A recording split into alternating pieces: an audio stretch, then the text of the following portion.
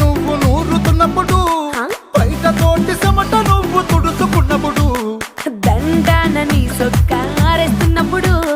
నీ ఒంటి వాసన తెగ గుర్తొచ్చినప్పుడు,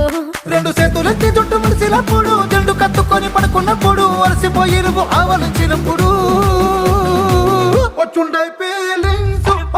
ఫీలింగ్స్ వచ్చి వచ్చి చంపేస్తు